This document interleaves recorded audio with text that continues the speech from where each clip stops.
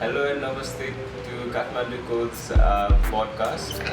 Today we are talking about a trendy topic on agentic AI.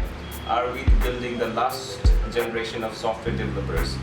आज चाहिँ हामी agentic AI को बारेमा कुरा गर्दैछौँ। हामीसँग असीम ढकाल हुनुहुन्छ। उहाँ चाहिँ अहिले एजेन्टिक एआईसँग अलिकति धेरै नजिक भएर काम गर्नु भइरहेको छ।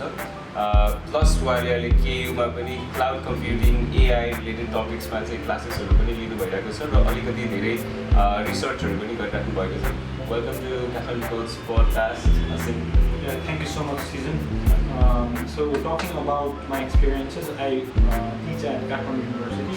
अनि म अहिले चाहिँ एजेन्टिक एआई भनेर म डिफ्रेन्ट प्रोजेक्ट्सहरू पनि ट्राई गर्न खोजिरहेको छु। यो सबै कुराहरू चाहिँ पहिला जेनेरेटिभ एआई भनेर चाहिँ हामी च्याट जिपिटी भनेर जुन कुरा च्याट गर्थ्यौँ त्यो कुराहरू सबै कुरा चेन्ज भएर अहिले एजेन्टिक एआई भनेर आएको छ। सबै कुरा whatever we write down, whatever we try to plan, whatever we try to execute, यो सबै कुराहरू चाहिँ एजेन्टिक एआईले नै भएको छ। एजेन्टिक एआईको चाहिँ डिमान्ड एकदमै हाई भएको छ। फर इक्जाम्पल अब हाम्रो फ्युचरमा चाहिँ $1 बिलियन कम्पनी एकजनाले मात्रै गर्न सक्छ भन्ने पनि हाम्रो प्रेडिक्सन्सहरू आइरहेको छ। एउटा मान्छेले एउटा कोलाबोरेसन गरेर it can have so many different things. त्यही एप आफैले बन्न सक्छ, आफैलाई मोडिफाई गर्न सक्छ, केही इररहरू आफै कुराहरू चेन्ज गर्न सक्छ एजेन्टिक एआईले। सो अहिले राइट नाउ मेरो पढाइमा पनि स्टुडेन्टहरूलाई पढाउँदाखेरि पनि मैले एजेन्टिक एआईबाट नै मेरो प्रेजेन्टेसन्सहरू बनाइरहेको छु, स्लाइड्सहरू बनाइरहेको हुन्छु, different kinds of documents बनाइरहेको छु, different kinds of documents for me and also for fun हैन। अब गिटअपको लागि पनि मैले डिफ्रेन्ट आइडियाजहरूको लागि जस्तै वेस्ट बिनको लागि एउटा आइडियाको लागि मैले एजेन्टिक एआई युज गरिरहेको छु। राइट नाउ त्यसरी नै चलिरहेको छ मेरो एजेन्टिक एआईको यात्रा चाहिँ। सो अलिकति चाहिँ साइन्स फ्रिक्सन जस्तो सुनिन्छ तर यो चाहिँ अलिकति धेरै नै रियालिटी जस्तो भइसक्यो। प्लस अझै धेरै चाहिँ सफ्टवेयर इन्जिनियर्सहरूको लागि चाहिँ हो। कस्तो छ भन्दाखेरि चाहिँ भोलि पर्सि अब हामी उठ्दाखेरि चाहिँ हामीले 10वटा भन्दा बढी एप्स चलाउनुभन्दा हामीले चाहिँ एउटा असिस्टेन्ट एआई असिस्टेन्टलाई चाहिँ सिधै गएर मलाई चाहिँ समथिङ यो एउटा फिचर बनाइदियो, मलाई चाहिँ यो डिप्लोय गरिदियो, मलाई चाहिँ यो खानेकुरा चाहिँ अर्डर गरिदियो भन्न चाहिँ अब भोलि पर्सि त्यस्तै खालको हुन्छ जस्तो लाग्छ मलाई। हजुरलाई के लाग्छ? डिप्लोय भन्दाखेरि अहिले एजेन्टिक एआईले के भन्दैछ भन्दाखेरि अब हाम्रो जुन कोड हामीले एक्जिक्युट गर्छौँ, हामीले जुन कोड हामीले लेख्छौँ, goes to unit test, goes to different kind of अब गिटअप एक्सन्सहरू जान्छ होइन, त्यहाँ जेन्किन्समा जान्छ। त्यो मोडलहरू सबै कुरा डिप्लोय भएर स्ट्याटिक एनालिसिस पनि भएर जान्छ, कम्पोजिसन एनालिसिस पनि भएर जान्छ। सबै कुरा एकै मुष्टमा अटोनोमस तरिकाले, इन्डिपेन्डेन्ट तरिकाले त्यो कुरा सबै आफ्नै तरिकाले जान्छ। There will be no minimal human impact, ह्युमनले चाहिँ केही पनि इम्प्याक्ट गर्नु पर्दैन। अनि सबै कुरा चाहिँ फाइनली त्यो कोड चाहिँ फाइनली प्रब्लम सल्भिङ भनेर एक प्रकारले हेल्प हुन्छ ह्युम्यानिटीलाई। ओके, अब चाहिँ हामी हाम्रो रियल कन्भर्सेसनतिर जाउँ। हामी चाहिँ अब बल्ल एउटा सेगमेन्टतिर जाँदैछौँ। अब हाम्रो सेगमेन्टको नाम चाहिँ जस्ट एआई चाहिँ एउटा बजवर्ड हो कि होइन भनेतिर छ। सो अब हामीलाई चाहिँ के थाहा छ त भन्दाखेरि एआई चाहिँ अब एकदमै ट्रेन्डी छ होइन। सो यति धेरै ट्रेन्डी छ कि अब यो चाहिँ एउटा बजवर्ड मात्र हो, जस्ट एउटा हाइप मात्र क्रिएट गरेको हो कि के लाग्छ हजुरलाई? यो एउटा हाइप मात्र क्रिएट गरेको जस्तो चाहिँ लाग्दैन मलाई, because this is next big thing होइन। अहिले हाम्रो इम्प्याक्ट हेर्नुभयो भने यति नै ठुलो इम्प्याक्ट भएको छ कि एजेन्टिक एआईले गर्दाखेरि मलाई नै आफै इम्प्याक्ट भएको छ, मलाई नै आफ्नो क्लासमा इम्प्याक्ट भएको छ, मेरो प्रोफेसर्सहरूसँग कुरा गर्दाखेरि चाहिँ उहाँहरूको लाइफमा इम्प्याक्ट भएको छ, फेलो डेभलपर्सको लाइफमा इम्प्याक्ट भएको छ। मैले अहिले कोड लाइन बाई लाइन बेसिसमा गर्दाखेरि हेर्दिनँ। Or I do is I write a form, I try to see if anything is wrong in that specific file. अनि त्यो कुरा चाहिँ त्यो इम्प्याक्टफुल नै भइसकेको छ भन्ने कुरा हामीलाई चाहिँ त्यो भेरिफाई भइसकेको छ। ह्युमन्सहरूले भेरिफिकेसन त गर्नुपर्छ जस्तो लाग्छ। कम्प्लिटली हामी अन अदर साइडबाट कुरा गर्दाखेरि हामी कुनै गार्डहरू त लिनुपर्छ जस्तो लाग्छ। We have to make sure that त्यहाँबाट केही न केही सिक्युरिटी हामी छ जस्तो लाग्छ। But we have to make sure त्यो कुरालाई चाहिँ हामी युटिलाइज गर्नुपर्छ। We have to use it. Okay, अब चाहिँ हाम्रो सेगमेन्टको नाम चाहिँ the moment that change everything छ। सो केही वर्ष अगाडि हामीले चाहिँ एआई अलिकति धेरै युज गर्दाखेरि चाहिँ एआईमा अलिकति हलुसिनेसनहरू, एआई चाहिँ बिचमा नै सोच्दै कतै हराउने प्रोसेस चाहिँ धेरै भइरहेको देखिन्थ्यो भने अहिले चाहिँ अब हामी डेभलपमेन्टमा हेरौँ, अहिले हामीले चाहिँ नर्मल हाम्रो कामहरूको लागि नर्मल असिस्टेन्टको रूपमा पनि युज गऱ्यौँ भने चाहिँ हलुसिनेसन प्रब्लम चाहिँ आइरहेको देखिँदैन। त्यो बिचमा चाहिँ के चाहिँ भयो त जसले गर्दा चाहिँ त्यो प्रब्लम चाहिँ सल्भ भयो होला, हजुरलाई के लाग्छ? अहिले चाहिँ डिफ्रेन्ट अर्गनाइजेसनहरू ओपन सोर्स अर्गनाइजेसनहरू के गरिरहेछ भन्दाखेरि चाहिँ गार्ड रेल्सहरू मेन्टेन गरिरहेछ होइन। लिमिटेड अमाउन्ट अफ मान्छेहरूलाई चाहिँ त्यो ओपन सोर्स प्रोजेक्टमा कोड गर्दाखेरि एन्ड एकदमै स्ट्रिक्ट लजहरू लगाएर गार्ड रेल्सहरू लगाएर मात्र एजेन्टीलाई त्यसलाई पास थ्रु गर्न दिने त्यो भन्नु खोजिरहेको छ।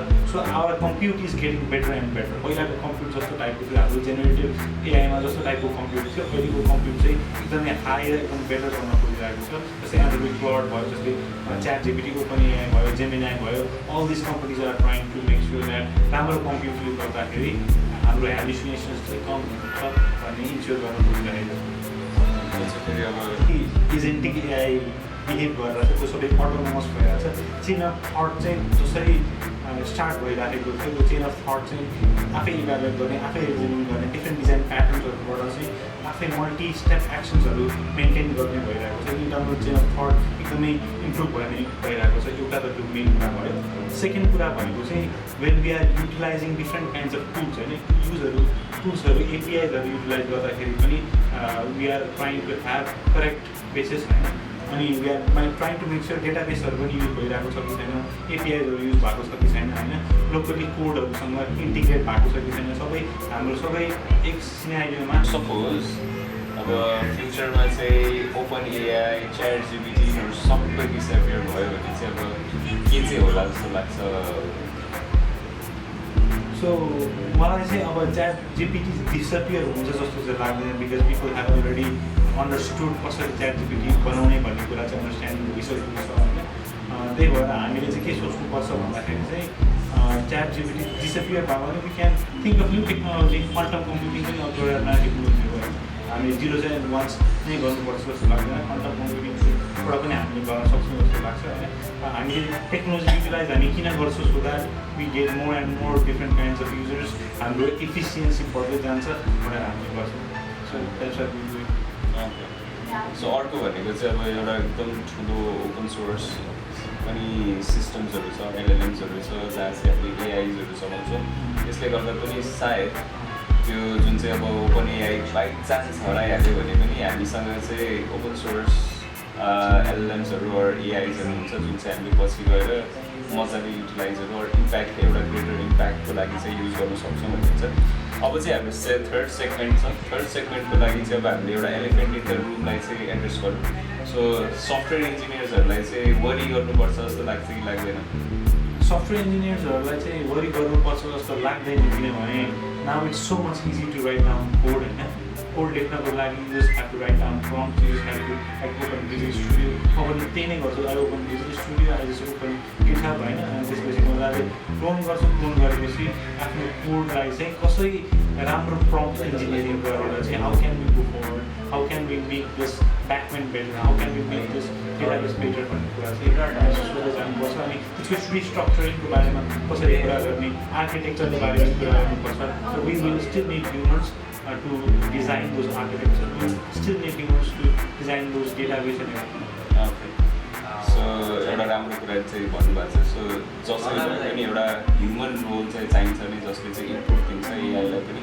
सो ठिक छ, सिन्ट्याक्सहरू चाहिँ अब हराउँदै जान्छ होला, इङ्ग्लिस चाहिँ एउटा नयाँ प्रोग्रामिङ ल्याङ्ग्वेज हुन्छ होला, तर पनि मान्छेको रोल चाहिँ एउटा हुन्छ भन्ने कुरा चाहिँ राम्रो कुरा गर्नुपर्छ।